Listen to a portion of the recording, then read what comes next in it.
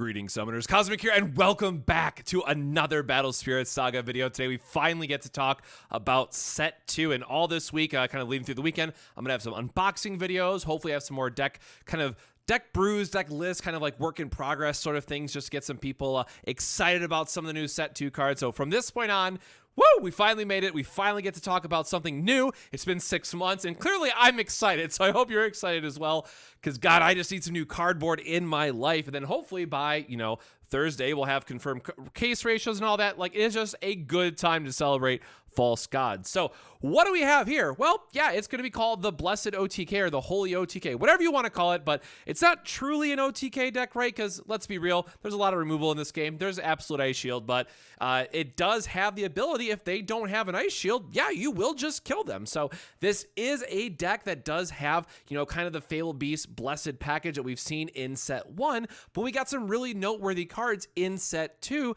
that can start to take this in a different direction. And I do have a bonus list that I'm going to sneak in here as well, but I just at least wanted to start off with this as kind of, what am I excited to start with, and where am I going to be putting my efforts, and kind of the first couple of decks that I want to be playing. Spoiler, I'm going to be starting with yellow. I love yellow. I love all the different versions of it, and now we get to have a little bit more fun with the different variations that we can brew. Unfortunately, I do have to wait until I get the TP promos for the 2-cost deck that I want to revisit, because I think Tin Soldier is just going to be insane for that list. But hey, maybe we proxy it up for a video. So without further ado, let's talk about EX01. I was wrong. I'm just going to say that right now. We're probably going to see from the Pro Tour itself, and then also some other lists that have been popping up, the Zeros did, in fact, have an immediate impact on Set 1 format, or I guess Set 1 plus EX01, right? Whatever you want to call it, pre-Set 2 format. Ultimately, it did, while the numbers don't line up perfectly as, we're not jumping from like 4 to 6 or something cost-wise, they're still just good at getting that early ramp, and they do replace themselves. So I think all of these sweet elemental Ginger Blooms are just going to be a staple in every yellow deck other than 2-cost aggro going forward, just because of how good they can be. Really, the 0-cost help every single mid-range and control style of deck come online. And then, of course, it's going to come down to finding out, well, what's the best version of all these different decks that can utilize the 0 drops. A lot more work on that to be done, but I do like both of these because we do need to draw through our deck, and it does give us a decent draw. And in this case, we have 7 total, but it gives us more draw options in the deck, so that when they take care of our first Nexus, we have tools that can help us dig for another one and really get back online. That is very, very important for yellow, that we need our Nexus cards. We need to be able to see them time and time again. And sure, you're going to have some of those games where you just find the early Paradise and just steamroll away with it, and that's fine. But in the average amount of games, you're going to need something that gives you a little bit of help to dig through and get you there. So I really do like the 0-cost elementals in a wide variety of decks. And then Radiance, I'm going to be testing it out again, because it's like kind of okay in some lists, but and you're swapping this out for Angelic Pressure, which feels really bad because that minus 3k just does so much. But at the same time, you're probably just going to need even more draw spells and consistency in Set 2 with the way it's going, that you probably just have to play them anyways. And of course, in these style of lists, it's very easy to get 3 or more yellow symbols on your board. That's never an issue. So I think, again, going forward, a lot of my yellow decks are going to be starting with these 2 cards in particular. Going on from there, let's talk about, why are we here? Why are we trying to build this deck, right? So Dual Eagle hits level 3. You've seen this card by now. It's been everywhere. Your spirits with Bless cannot be blocked by your opponent's level 1 spirits. Great. We've seen this do work in Set 1 already. We have other ways to give stuff Bless now. So this only got better. And then we have Somersault. So it is during a main, so we can't get cheeky with Luster. That would have been way too good. But your yellow spirits cannot be blocked by your opponent's level 2 spirits during this turn. So now we are shutting off all level 1s and level 2s. Y'all, when's the last time that you had a board filled with level 3s, right? Like, this is going to be really, really annoying for some people to deal with. And then on top of that, hey, guess who loves sitting at level 2? Yeah, Axe Spider. guess who's not blocking your stuff, right? So Somersault does allow us to get around him. Now, yes, it is only for one turn. You still have to worry about the Ice Shield and the Aegis and all that stuff, but maybe we put in like a Derm Dyna of our own, right? Maybe there's other things that we need to do, but I think for how this is going to line up into some of the other decks in the format, I think it's going to be just good enough, right? I do think there's a very serious note that we need to add about tokens, right? Those are just level 1. So by nature of 2 major archetypes coming in set 2, that Dual Eagle just says, well, sorry, block with one of your real spirits, which, by the way, the Queen's fat, right? That is a 12K body. That is kind of scary. You know, there are going to be ways to give us roadblocks, but at least we can get past that wall of tokens. So I'm really curious to see what is the perfect shell for this list, but I think it could surprise some people, at least very early on in testing, while people are trying to figure out certain things. I do think this combo is going to be very, very strong. But the other side of this, like, what did we get and why do I think this has more to consider than just what we've seen with Dual Eagle and all the cool plus stuff and the new Crocodile that we got, right? Arcana Joker and Light Emperor Lumiere just are the chef's kiss to this, right? So Arcana Joker, when summoned, the spirit cannot be blocked during this turn, and then when it attacks, select one of your other Lander spirits. You can activate its when summon effects with this spirit, right? So now we have the ability to give things unblockable. If we have multiple of these, right, get multiple unblock attackers turn after turn after turn and just keep them going. We can give something blessed. So if we have a non-blessed unit on our field that we just want to go the distance with Dual Eagle, we can just give that blessed as well out of nowhere, right? So then we're surprising our opponent with extra blessed attackers. It's also really important that, yes, this can just target itself. It is a when summoned, and then it says just select one of your spirits. It can give itself blessed. So in some situations, it's just another blessed unit on top, but it is otherwise going to be really cool that Arcana Joker can just be an untargetable blessed if we line up, like, I guess it'd technically be like a 3-card combo at that point, but you get the point. We can get some even more unblockable damage in there, and we used to have to rely on Derm Dyna, but now we can just do it some other ways. You have to remember, red and purple, they're not going to have a lot of ways to heal, or green, I guess, for that matter, right? They're not going to be able to heal up. Like, yes, Absolute Ice Shield is a thing, but it's nothing like blessed. It's nothing like white control probably going to want to run like quad Aegis in some lists, right?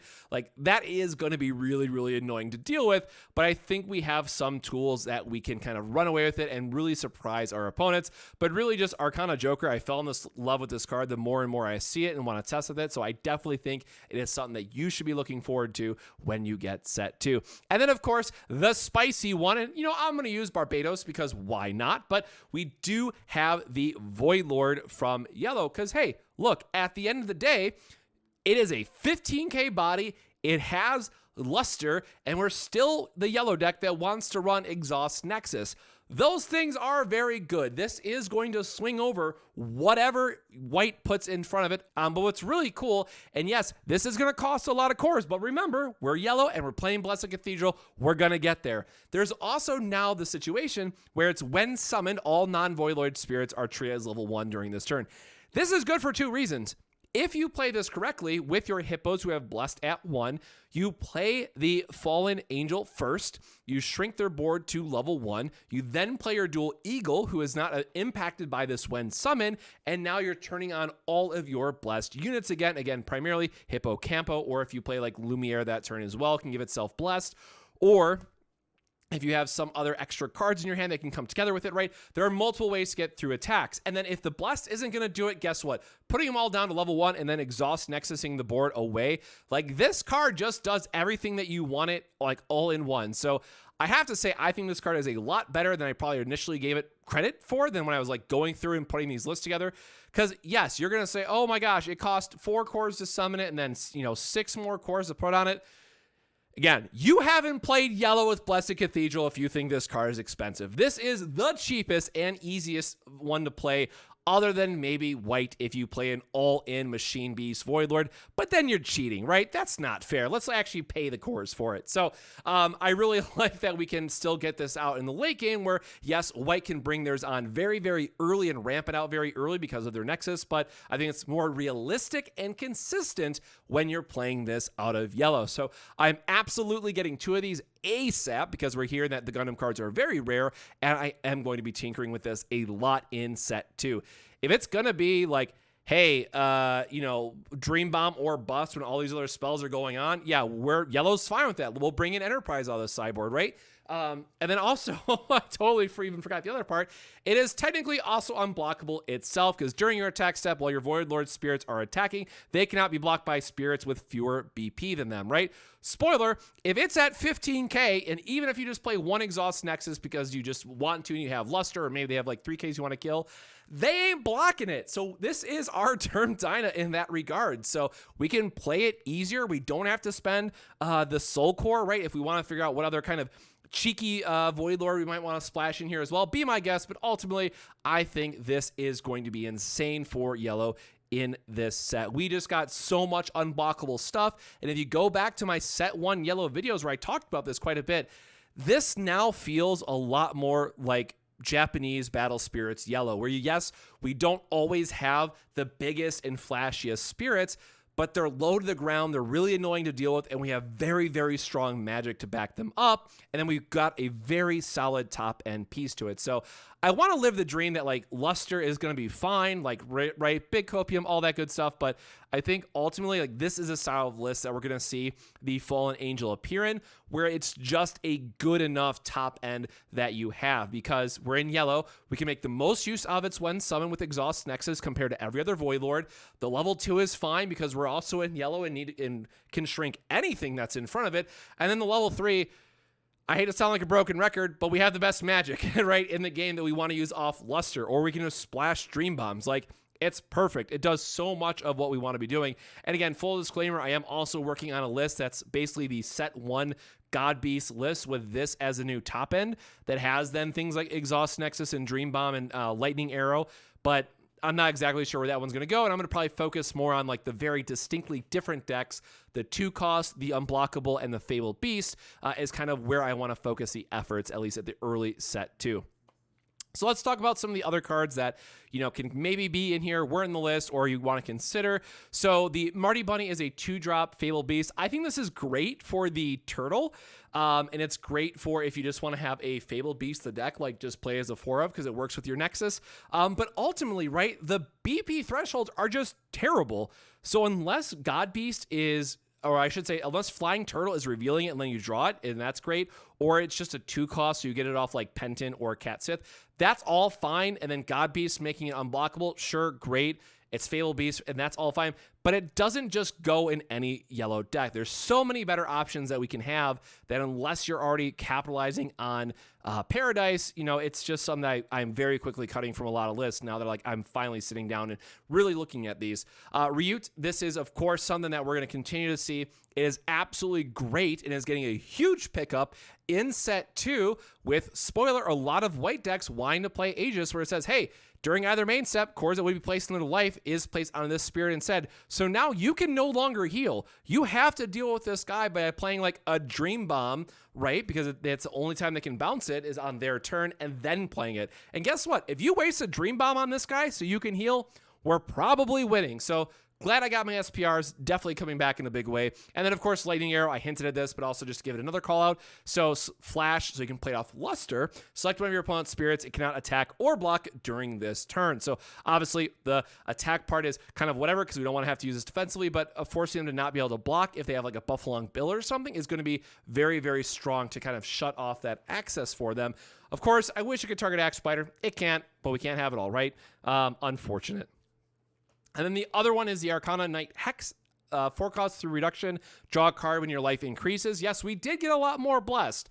Yes, it is a 4K for 1, which is a very, very nice threshold to hit, I will admit. And it's very, very good to have a 2 for 5 that can go to a 2 to 7 with the Topaz spell. But I'm still not sure if it's making the cut. So this is one I just need to test. I think it can be very, very good because we got so much better blessed targets and enablers in set 2 that I think this really could shine. It's also an other lander. It's also a 4-drop that wants to play into like the King Charles deck. That's probably all fine, but I'm not exactly sure where that's going to land yet. But this is something you can absolutely consider in all of your decks that are very heavy in blessed.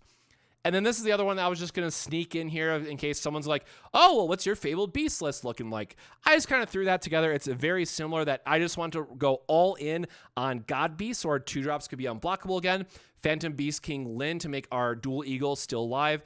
But again, this is something that is going to require a little bit more testing. But I love the idea that if you look at this list, we now have enough where like every single spirit draw is super live for our Phantasmal Paradise. So now we are always going to be drawing extra cards every single turn. That's where you want to be. And again, I do have the Elemental in this list as well, because you do want to open up sometimes just a Blessed Cathedral Elemental against the more aggressive strategies, because you don't want to just be caught dead without any blockers early on. Or again, just being able to hold it up as a blocker, get the draw off of it, and then use those 3 other cores for a spell or something else, right? So there's a lot of versatility that it can give you, and I think that the elementals overall are very much worth looking into a bit more. And so with that, that is our quick first draft, again, whatever you want to call this, of the Blessed OTK. I'm super, super excited for really the Fallen Angel, right? Like, we've seen the early game that yellow has, like hippos and dual eagles helping you survive. We now got Crocodile, which just gives us another blessed unit to punch through. We have Phantasmal Paradise, so we're drawing a bunch of cards. Like, I cannot wait to sleeve this up and get testing, and I do think that the Angel is going to be sick for our top end. So we have so much unblockable damage, and we have some main board disruption, or easily main boardable disruption against Axe Spider, that I think is going to be very, very important. So with that, my friends, I hope you are as excited as I am for set 2. Yes, we are this close to its launch, so I will just be waiting. I'm not going to, put any proxies together for just a couple days. So definitely look forward to some Versus video returning in the very, very near future. As soon as I sort everything and build all these new decks, we're going to be jumping right into it. So with that, my friends, stay safe, stay hydrated, and we'll see you in the next video. Cheers.